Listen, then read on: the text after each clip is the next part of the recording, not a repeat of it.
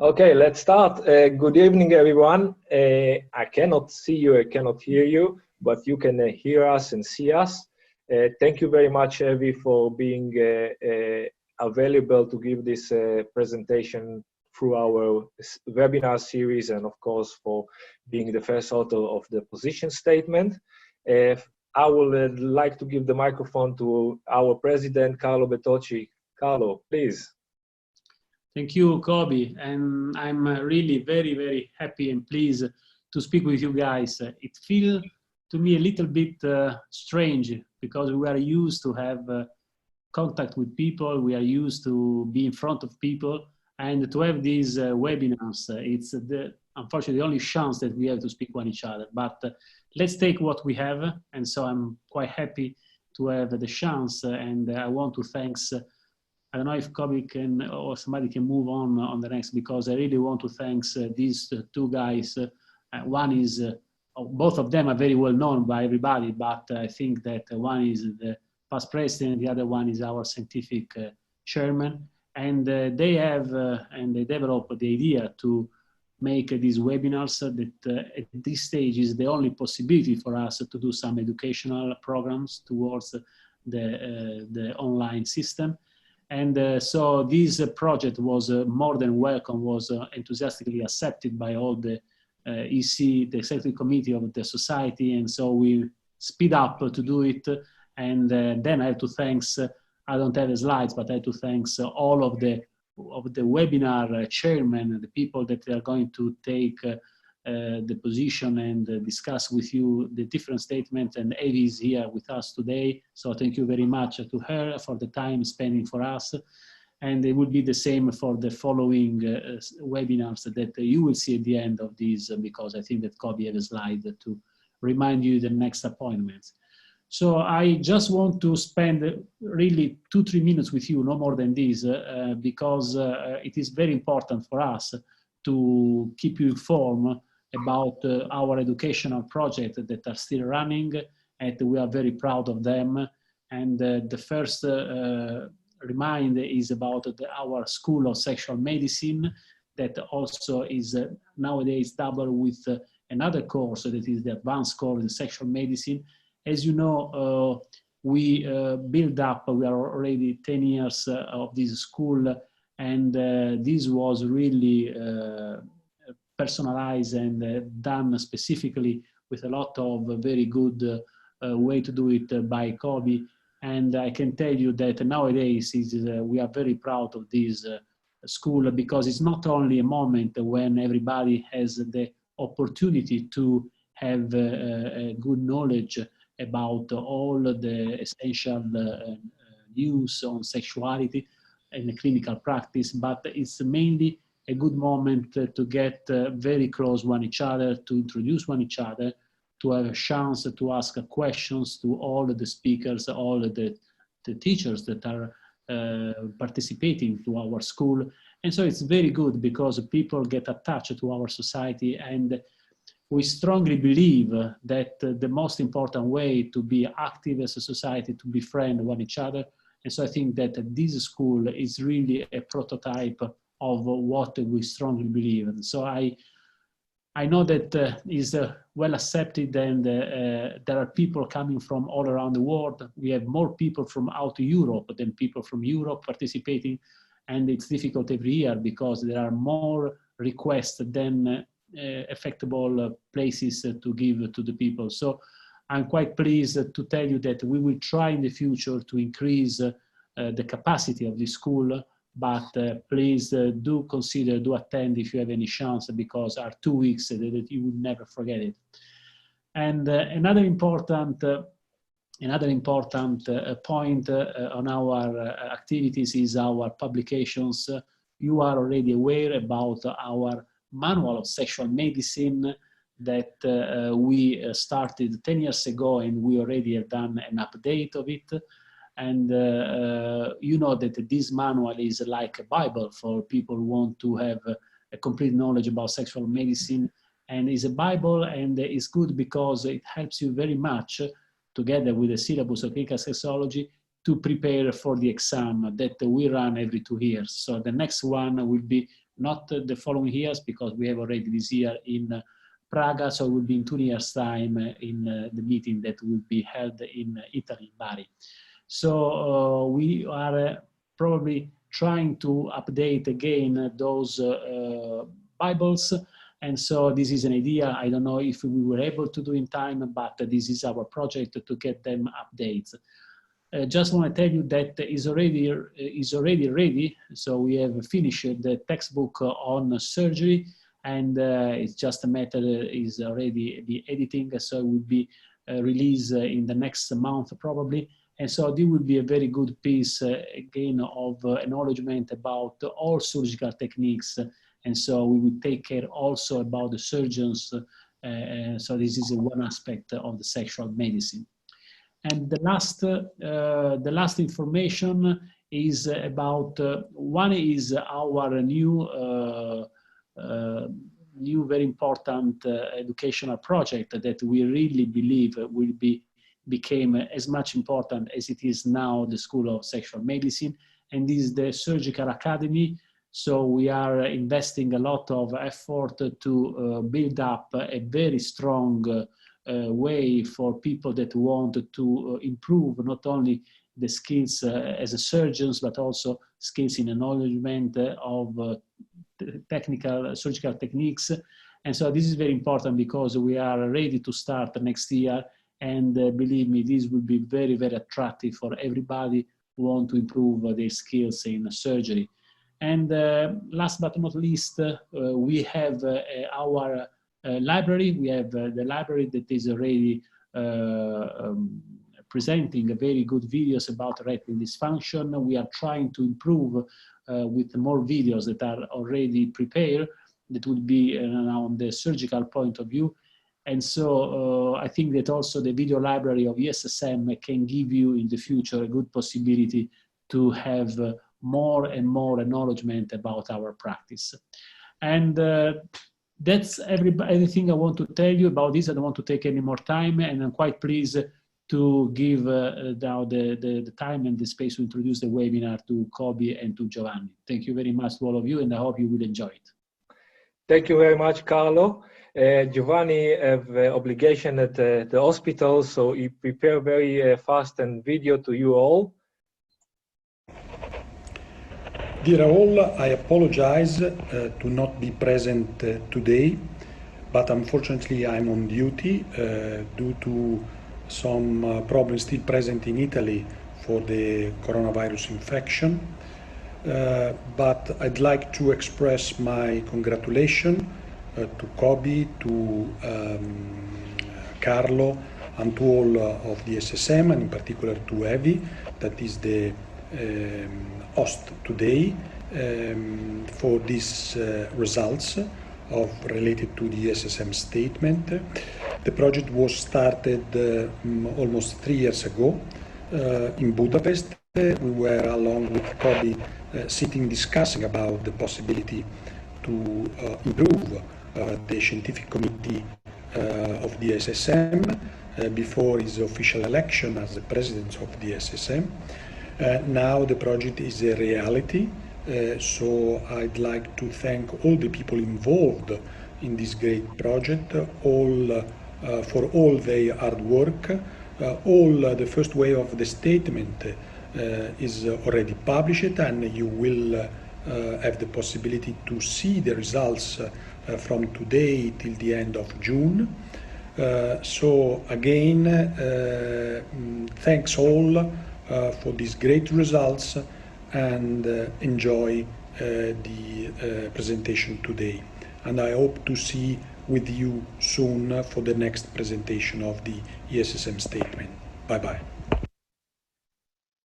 Now this was Giovanni, and I will stop sharing my screen, and I will give a possibility to Evie. Evie, are you there? Good. To give a presentation. So Evie, go ahead and let us enjoy this great opportunity. For the one of you who don't know, Evie is a psychologist and a clinical psychologist and a sexologist. She is the chair of the exam committee of the psychologist exam for a long time, co-author of the manual and the syllabus that our president just told you about, and she is also a good friend, and above all, the chair of the committee who composed this statement. Evie, the floor is yours. Thank you very much. I'm very happy to be here. I'm very happy you have invited me to give this lecture. And I am very, very happy to see so many people attending today from all around the world. So yes, it does feel like the ESSM family today. So I'm going to talk about the ESSM position statement on sexual health. First of all, I would like to say that the opportunities and the challenges of e-health have been very well described and very well assessed, but for various other health domains. In the field of sexual health, the respective literature is very, very limited. So it's quite clear to us that there is an emerging need to open discussion about this topic and to start researching this topic from, of course, a scientific perspective. So, why do we need this statement? Because the aim is to increase the awareness on the opportunities, but also the needs that are related to the use of digital technology in sexual medicine. And the audience of this work is meant to be sexual medicine clinicians, also researchers, but also scientific organizations of relevant fields. So this is an expert opinion-based proposal that was developed under the auspices of the European Society of Sexual Medicine, with input from the E-Sexual Health Subcommittee of the ESSM Scientific Committee. So the subcommittee conducted a literature search of publications after 2005. What we found was then actually summarized across 4 different domains. And these are the domains I'm going to talk about today. E-learning for sexual health professionals, health information for the public, e-sexual health interventions, and e-sexual health research. Now, we thought that it's very, very essential and very useful to get inspired by the work that has already done in the field of e-health in other health domains beyond sexual medicine. So, you know, the term e-health today seems to serve a little bit as a general buzzword, and it's used to characterize internet medicine, or more or less anything that has to do with computers and with medicine. And actually what is very interesting to know is that the term e-health was created first by the industry leaders and by marketing people. They actually created this term in line with other e-words, like, for example, e-commerce, e-business, e-solutions, and so on, in their attempt to apply the principles and the excitement that they had around e-commerce in other arenas, in other domains. And that was the health arena. But the definition of the World Health Organization is that e-health is the cost-effective and secure use of information and communication technologies in support of the health and of the healthcare, health surveillance, health education, knowledge, and research. So I would like to have this poll question now. Is it possible? So the question is, have you ever been involved in the design of a website that provides sexual health information?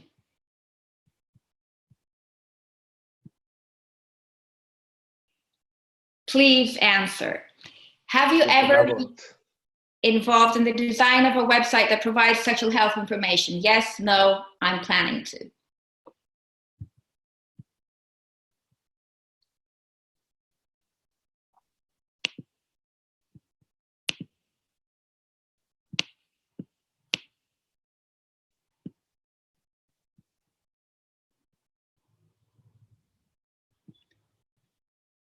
And now we show you the results. You can see the results? I can see the results. I don't know if the participants can see the results, but the results say that 35%, yes, they have been involved in making a website that provides health information. 48% said no, and 16% said that they're planning to. So, okay, great. So, suppose we wanted to construct a website that provides health information to patients. What would we need to take care of? What quality indicators would we use? What would be the principles that we could use? So here I give you the example of the Health on the Net Foundation. So this is one of the oldest quality evaluation tools. There are many available. And here you can see the code of conduct. So basically we can see 8 principles that indicate good quality on a website. So I'm just going to comment on 1 or 2 of them. Number 1, authoritative. So the website needs to indicate the qualifications of the authors. These need to be clearly stated. Number 2, complementarity. Information needs to support but not replace the patient-doctor relationship. Now, from a legal point of view, for example, this also has to be very clearly indicated in all aspects of the website, not only the terms and conditions.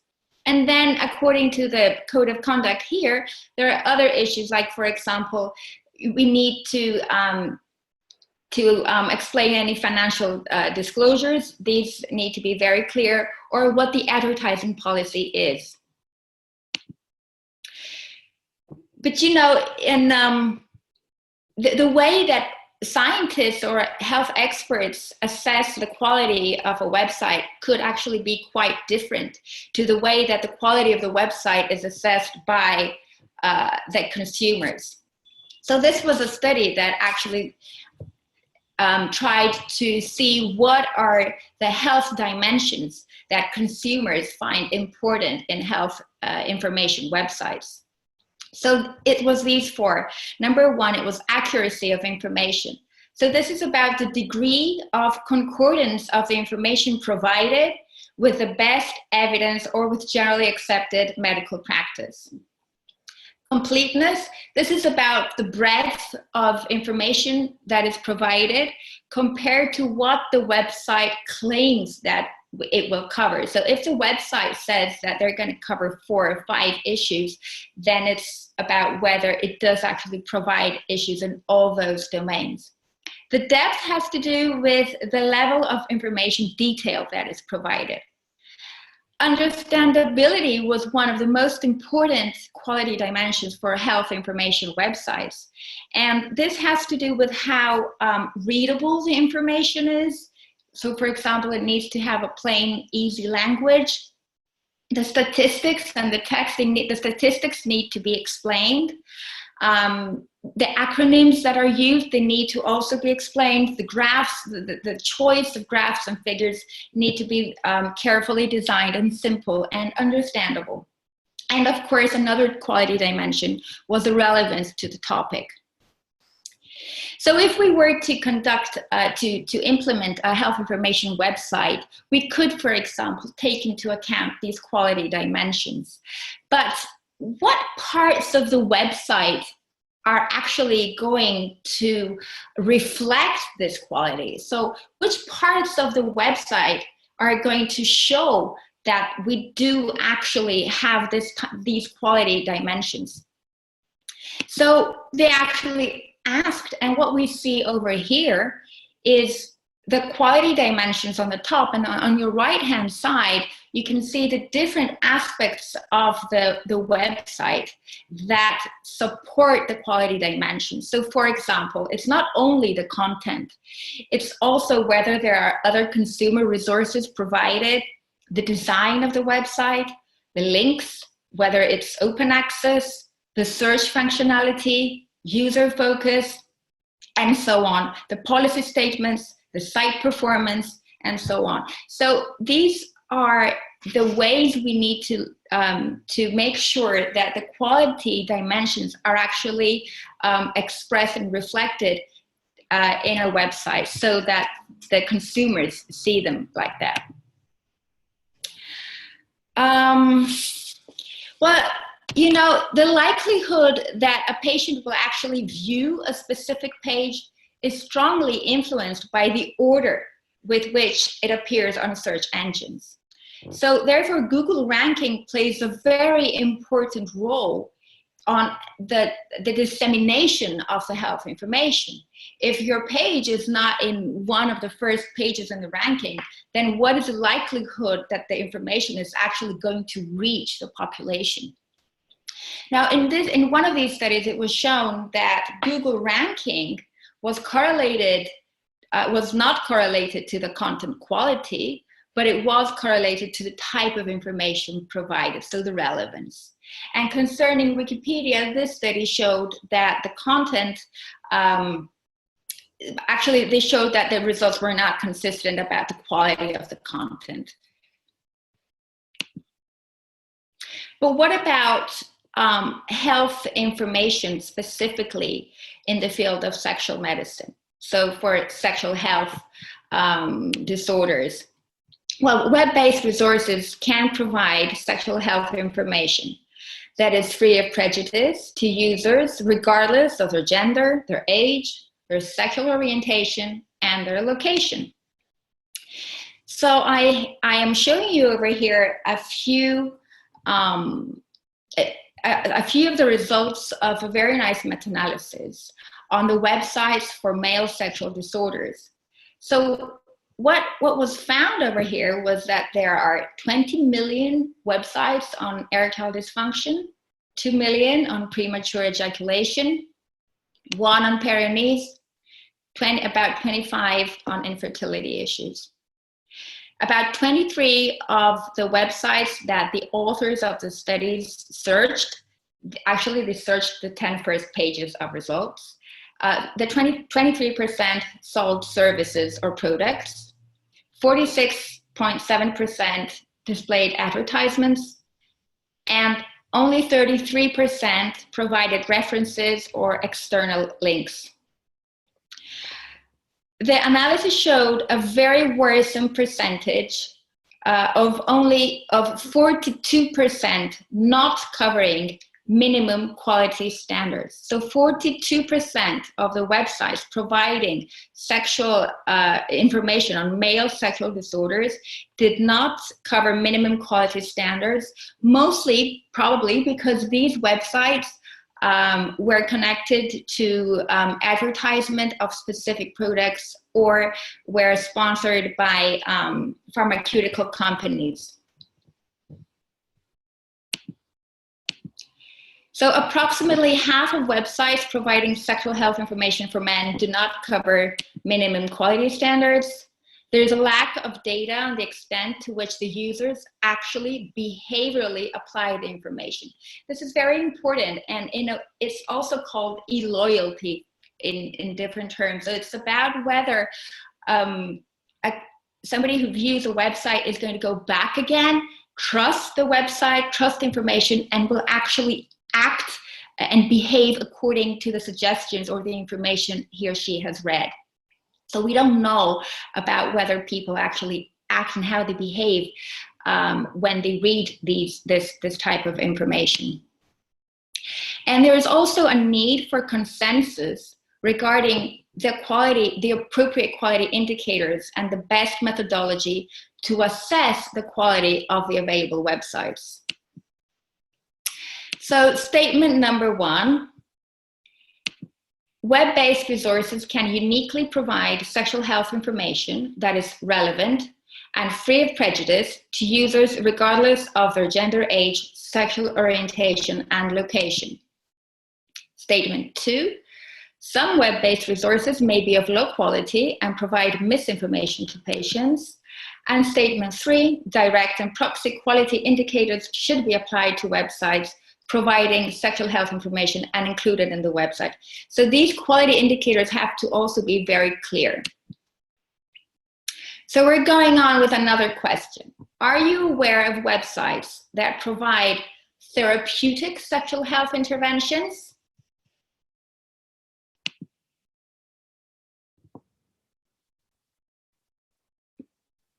You can now vote.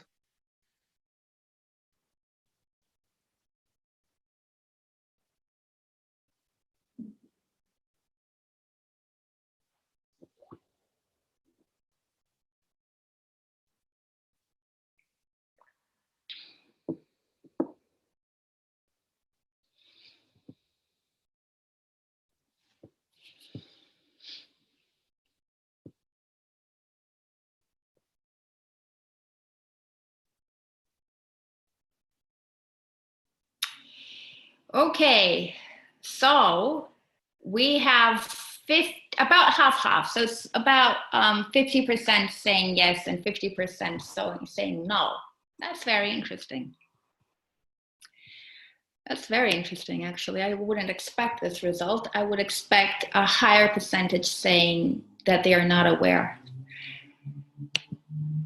So a few things about online health interventions in general, not specific for the field of sexual health. So we're talking about websites that contain useful information that could help people stay healthy, ameliorate risky behaviors, recognize disease early, or assist with treatment of their existing disorders. I am showing you over here the results of a review of meta-analysis of internet-based health intervention. So this is a review of meta-analysis. So this review found 71 meta-analyses, included 71 meta-analyses of internet-based health interventions. The health domains that were usually that these interventions were aiming at were issues of substance abuse, like mostly alcohol and tobacco, mental health, mostly anxiety and depression, diet and physical activity, issues and disease management issues like insomnia, for example, and chronic pain.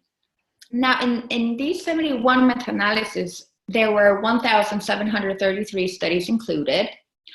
Of these studies, there were 268 unique randomized controlled trials of self-help internet-based interventions, but only 57 trials demonstrating a health benefit with a functional website.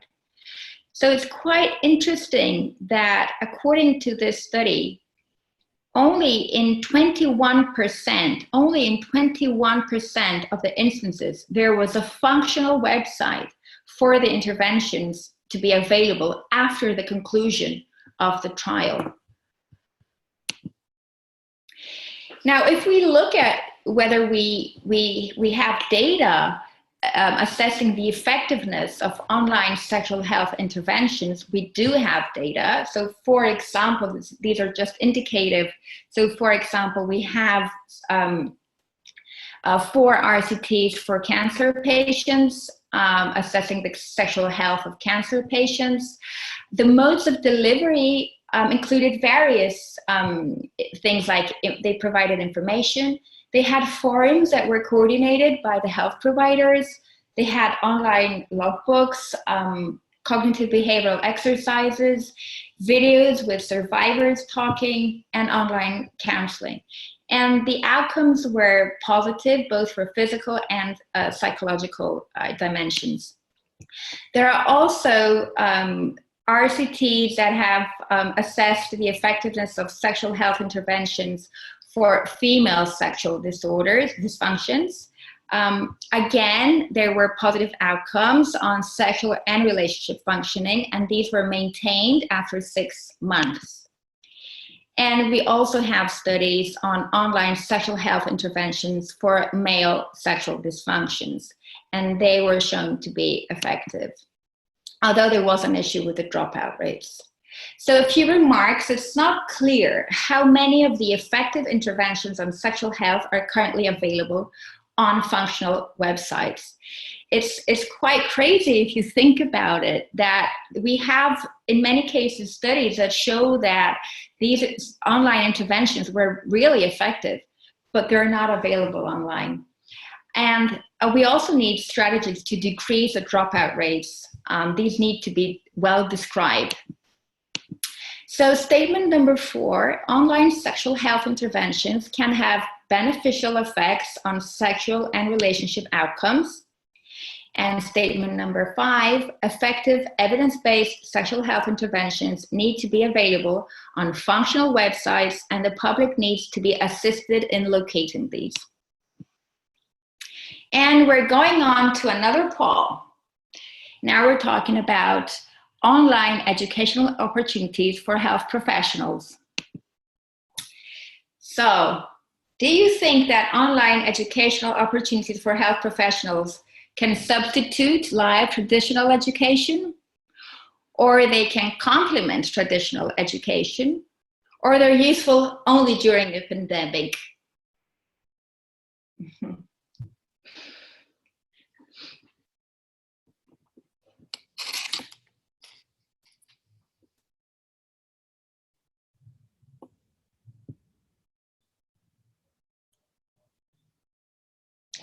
So, we can go only online and forget about live. So it's complementary. So 77% said it's complementary to traditional education. 22% said that it can substitute live traditional education. And 1% said that it's useful only during a pandemic. We have one person who would like that only during the pandemic. Okay. My personal point of view in this, it's just my personal point of view, is that online health education can be really, really useful. But unfortunately, when we're talking about bigger audiences and when we need interaction, then it gets quite difficult. Interaction online is usually very difficult when we move to groups of people that are above 4 or 5. That's my personal opinion. So if we want the interaction and we want dialogue processes and skills development, it needs to be the traditional way, live. This is my personal point of view. So what I'm showing you over here is a Cochrane review that actually looked at online health education for professionals, not in the field of sexual health, in general health education. So this Cochrane review found 16 randomized trials assessing the effectiveness of e-learning versus traditional learning for health professionals. And when they were compared, there wasn't actually much difference between them. And actually, this also showed that the online was not better than the traditional. They were quite similar. And actually, when they assessed whether they're similar or not, they also assessed how the education had changed not only the knowledge of the doctors, but also their behavior and their practice, but also their patients' outcomes. So online sexual health education for professionals, where at the moment on the internet, there are several online modules available in the field of sexual health. But we managed to find extremely limited studies assessing the outcome of these educational tools, the effectiveness of these educational tools. So statement number 6, e-learning can increase effective educational opportunities for sexual health providers. E-learning can provide health education that is comparable to that provided in traditional learning. And we're going on for another poll. If you were to conduct online research, which population would you choose to study? Sexual minorities, large national samples? Okay, you can see it.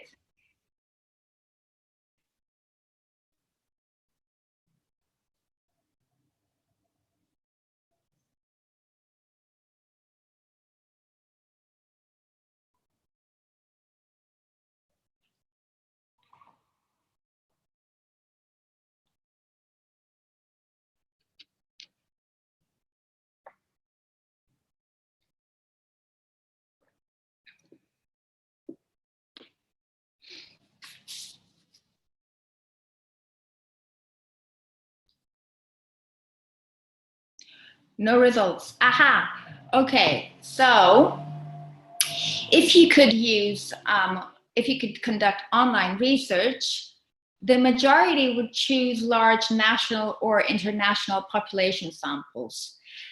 22% said sexual minorities, and 25% users of specific websites sharing a specific interest. Okay. So this is just to make you think a little bit of the opportunities that online research could give us in terms of selecting, in terms of sample design. So health research using the web. Of course, as most of you thought, online surveys are very useful. We can get various types of information from very large population, national or international, and so on. But we can also use registry-based medical research. So today, imagine that the records, the health records, can be analyzed electronically, health records of very large patient populations. So this can give us an incredibly big amount, an incredible wealth of information that could help in healthcare. Now, RCTs that are 100% web-based, there were only 23 studies since 2000, and there were high rates of loss of follow-up, but these were 100% online, no face-to-face interaction. And the web can be also very useful in qualitative health research, because now we can actually reach hard to reach populations. So for example, minorities or people with some rare conditions. And not only can we reach them, like ask them questions, but we can also do video groups and therefore get qualitative research. And I think that's quite amazing. So concerning sexual health research using the web, well, we do have a lot of studies, a lot of online studies. There are thousands of men with ED that have been studied, and men with premature ejaculation and so on. So we have a lot of studies providing epidemiological type of data and sociodemographic characteristics and dimensions like treatment satisfaction. We also have a lot of web-based studies that look at large samples of men having sex with men. Also, a lot of studies with working on infertility and assessing concerns about infertility. Now, there are several issues here that have to do with these methodologies. I'm not going to go into this more, because we are actually working on this in more depth with the second statement paper on this topic, which is on research using the web. But I can tell you that there are a lot of issues when we're talking about web-based research, when we're talking about sample bias, and when we're talking about the reliability of the responses that we get, and dropout rates. But here I'm going to mention to you the study that showed that actually there was, they compared responses of patients completing a questionnaire in person and completing a questionnaire that was given to them by email. And actually they found a strong correlation between groups and a high consistency. in the online responses. So statement number 8, web-based surveys are especially useful in the field of sexual medicine and sexology because of patients' privacy and stigma-related concerns. Qualitative studies applied online can have interesting potential for the study of sexual health because it's possible to apply qualitative methods to individuals that otherwise would be very hard to reach for face-to-face interviews. Quantitative studies applied online can have interesting potential for the study of sexual health because it's possible to reach larger groups across the world, even with rare conditions and even those with low consultation rates. And statement 11, online RCTs may have potential benefits, but methodologies are complex. So it is quite clear that we are faced with great opportunities, but at the same time, we're faced with great challenges because we are scientists in the health domain and we're not quite familiar with the spectrum of technological tools. We're also not familiar with the legal aspects of e-sexual health.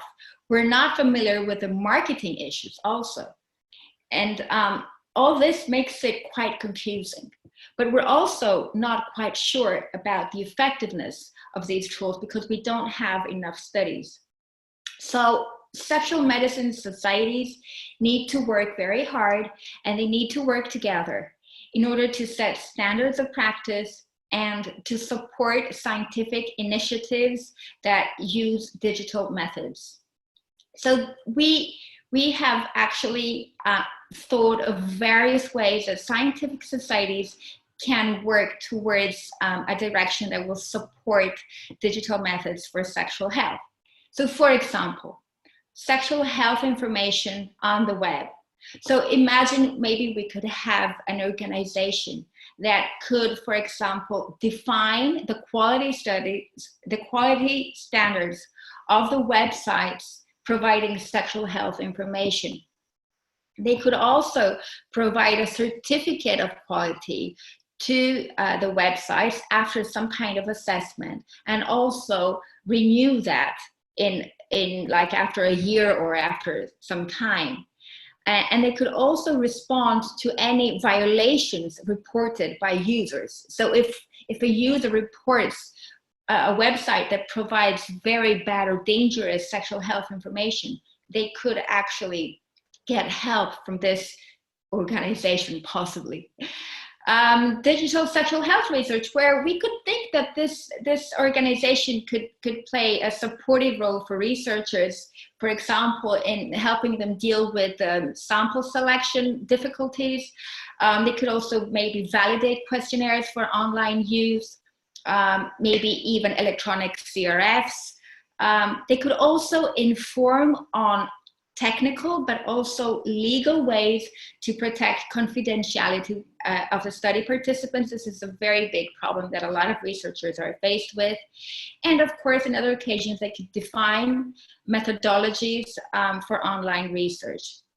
If we look at the issue of e-learning for sexual medicine professionals, then again, we could think of an organization that could bring together the educational initiatives. So for example, I imagine an organization that could develop a curriculum for online learning and support the development of courses that comply with this curriculum. And this way we could avoid overlapping. So instead of having resources around the world providing education on the same topics, we could maybe join forces and avoid overlapping and use our resources in the best possible way. And of course, we would also need to assess the effectiveness of these online educational tools. And online sexual health interventions is probably the most sensitive aspect of e-sexual health because it directly affects the health of the population. So this organization could actually implement research on the effectiveness on the e-sexual health interventions, and they could also digitally promote these interventions in ways that could make them available to the population. So we believe that sexual medicine societies need to take initiative and to work hard in order to respond to the needs of the population, but also the needs of the scientists in terms of health information, health education, health research, and interventions. But this would need to comply with ethical, scientific, legal, and technical standards. So this could only be a really, really multidisciplinary work combining many sciences together. So thank you very much. This is the publication where you can find more about this position statement.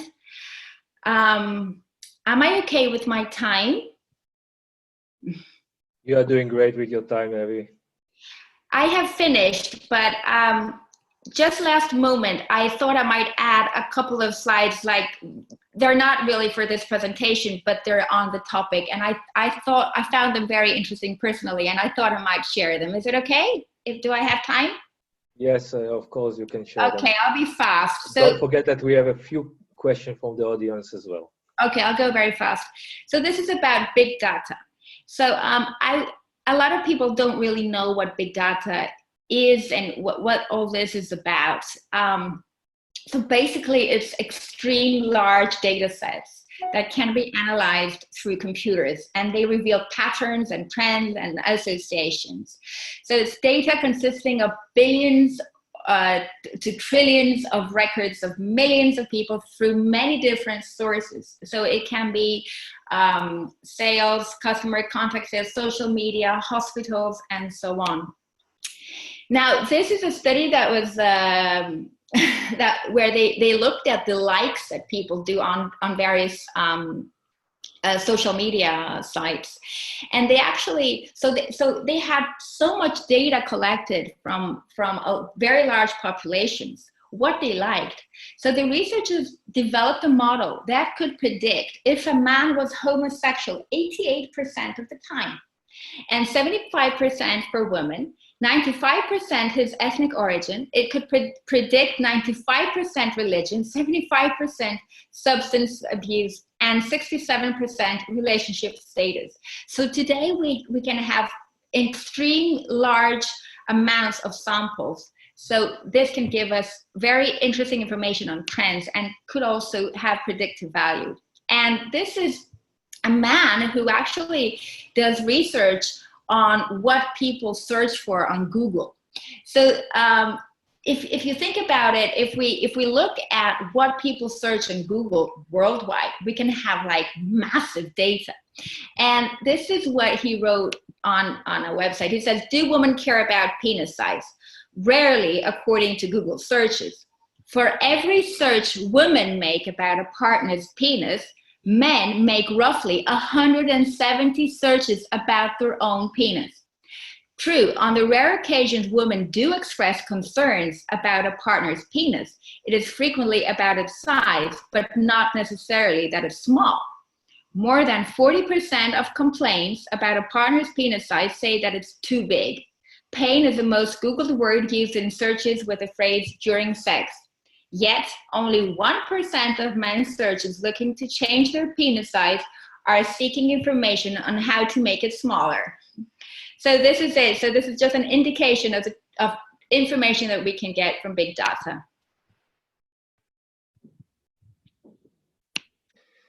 Thank you so much, Evie, for the beautiful presentation. It's beautiful to see it, and of course we know a lot of the content, but it's great to see you presenting them and to share it with everyone. I'm very happy about it, and I'm very happy to hear it, and I hope that the audience too. There were some questions that arise, and I can read them if you want and answer. You can read the questions? Yeah. Okay, can you answer a few of them? I'll try. Okay, so one of the questions is, what is the number of websites covering sexual dysfunctions of women? Isn't it interesting that there is probably less of them? Do women search for such information in a different way? Or are just female dysfunctions more complicated? There is less products to sell. Well, we didn't find a study actually looking at how many sexual dysfunction, how many websites providing information for sexual dysfunctions of women are available. Of course there are, but we didn't find a study actually looking at that. We could assume that the number of such websites is lower than the number of male. And we could also assume that this is partly because there are less products related to the sexual health of women. We have another comment saying it would be extremely helpful to have scientific society evaluation and endorsement of therapeutic sexual health interventions for patients. Can you share any of the interventions you have come across that have evidence of efficacy? Well, there are several publications on the internet that you can find on sexual medicine. I have shown you some of them. The ones that I showed you today showed that they were efficient. And yes, this is part of the proposal. It would be very nice if we could have scientific societies that could actually support the sexual health interventions that are effective in order for them to be publicly available. And yes, the assessment is a process that is not always easy, but it's necessary when we're talking about health interventions. We have some nice comments, but no more questions here. Shall I look at the chat for questions? On the chat, I didn't saw questions, okay. but in the meantime, first of all, I saw that a lot of participants were watching your webinar, our webinar, with a lot of nice names like Evie and previous students from our school, like Francesca, not student like Francesca, but also student from the school. And I'm very proud that they are there. If someone wants to have another questions, can be. I saw in one of the questions that someone asked if the slide will be available, and I can tell you that this webinar has been recorded and will be available on the ESSM website. So if you want to watch part of it, you are able to see it. And what I would like also to say is it's great work that ESSM have been done, and actually this position statement published before the Corona period. And nowadays we see how valuable those things can be in our daily life. I see that one attendee would like to say something, so I will give him the allowance to talk and maybe want to ask questions. Radu, you wanted to ask something. Radu? Yes, hello, Kobe. I just sent it, I just wrote it. Yes. Do you think there is any possibility to make a GDPR standard for online sex patient evaluations?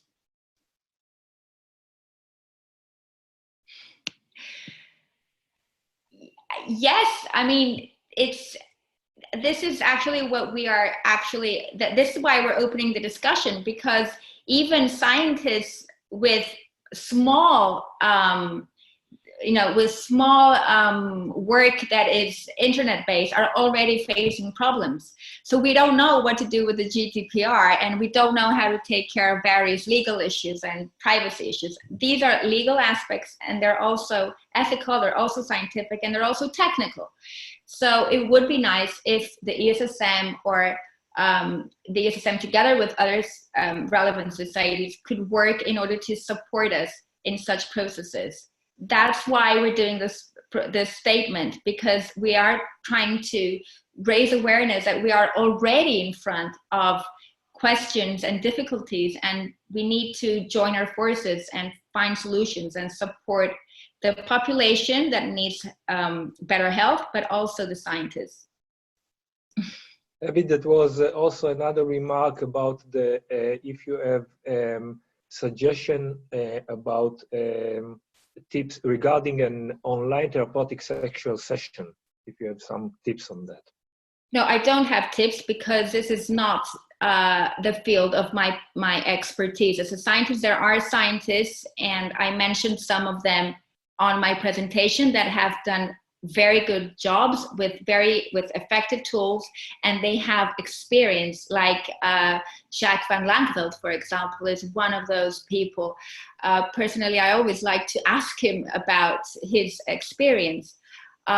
So yeah, there are publications. Thank God in this field we do have publications, and so we have some data, which is very positive.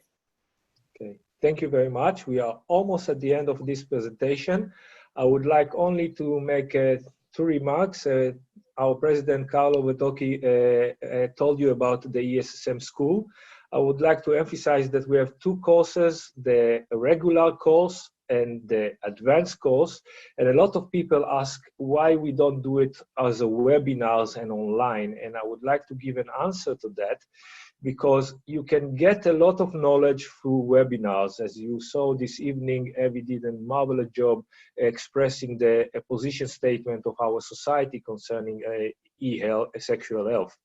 But when you want to do training on skills, on practical skills, on approach, and discuss difficult cases, then the only possible way nowadays that we know that are working very efficient is face-to-face and building a network. And that's why we try to keep our ESSM school and advanced course on face-to-face, where the participants and the faculty can interact and get as much as possible in as short possible period. And believe me that even 10 days are sometimes short. That is not inventable, that we will in the future develop some online courses which not need the face-to-face interaction concerning the skills. Another 2 events that ESSM organized, please remember that in February 21, if that will be allowed, we will hold the next ESSM Congress in Rotterdam. I can tell you that the scientific committee is working very hard to build a marvelous program. Our president is also present here and can tell you that all of them contribute tremendously to build a marvelous program, and let's hope that we will be able to hold it in February this year. Maybe you noticed, or maybe not, but on our website, ESSM took another initiative in these days, that ESSM family act as family and support each other. So if you have questions, if you have needs, if you want to talk or ask something in these days, ethical, emotional, practical professionals, we are there to help you. Through the website, you will be able to send us an email, and some of us prominent members and will be able to help you. And if you want to help others, just let us know to be involved in this initiative as well. And last but not least, on the 20th of May, Paolo Caporoso will present a statement on the low-intensity shockwave therapy in sexual medicine. On the 27th of May, Getu Shun with Yoz, Timo, Muje, Alessandra, and Analu, and all faculty will present our statement on the assessment and hormonal management of adolescent and adult trans people. On the 3rd of June, Sexual Desire Discrepancy by Marika De Vite and Alexander Stuhlhofer. On the 10th of June, Hormonal Contraception and Female Sexuality by Stephanie Bott and Elisa Mazzaroli. On the 16th of June, our president, together with Daniel Osmonov, will present our statement about penile prosthesis, and mainly not on the surgical issue, but on managing partner expectation and satisfaction of the patients. On the 16th of June, the use of Kavanaugh's nerve injury model to study prostatectomy erectile dysfunction by Fabio Castiglione. On the 24th of June, Javier Romero Otero from Spain and Leo Lowenstein from Israel represent the energy-based devices for female genital and urinary indications statement. So if you didn't register for that, you are still able to do it through our website and join us in those webinars. And we hope that with this success, we will be able to organize more to the people and to our members in the ESSM and to keep connected with each other as much as possible. And again, thank the executive committee, our presidents, the people who are involved in this organization, and last but not least, this evening, Evie, who did marvelous work. I hope that I can say to everyone to give you warm applause, but they're writing on the chat and the things that you did it very well, Evie. You can see it too, but we do it from here like that. And thank you all for being with us in this hour. And don't forget, 20th of June, we will be here again. I see that someone raised hand, someone who wants to say something right now. Oh, they disappeared. Never mind. Okay, thank you very much, everyone. And if you have questions, requests, contact us through our website. We are all there. Thank you very much and have a nice evening and Bye. stay safe. Thank you. Bye-bye. Bye. See you soon. Bye.